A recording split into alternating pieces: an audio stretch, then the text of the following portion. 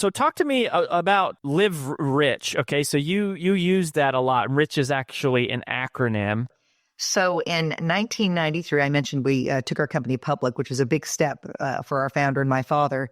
And then unfortunately, in 1994, he died of a sudden heart attack at the age of 60. So quite a young man. Oh. So one of the things that we knew as a leadership team was we had to keep this culture special. It's what attracted the strong franchisees we had. It's what attracted the great team that we had. They were aligned in those values. So we knew we had to keep that foundation strong. We took Don's original values, his belief system, and we operationalized it. So that's where RICH came from. And RICH stands for respect, integrity, customer focus, and having fun in the process. So when we say we live rich at the Dwyer Group, of course, we're in business to make money at the end of the day, but it's about how we treat people. And when we treat people with respect and dignity, we provide a quality product or service.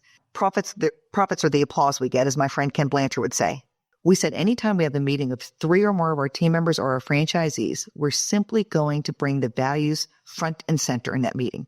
So before we talk about anything else, we're going to either review all 15 values in our case, because they're really behavioral statements, if you want to think about them being that black and white.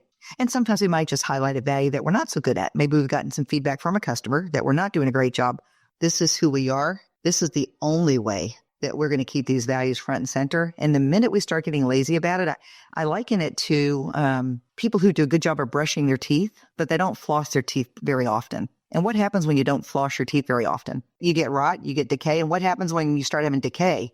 It not only affects your teeth, it affects major organs in your body. And in my mind, it's up to the leader to stay firm on the fact that you've got to keep the values front and center, because the minute you quit flossing, you're going to get decay. You start getting decay, organs start shutting down. Your body is not going to be at optimal health. It's the same thing with a franchise organization or any organization.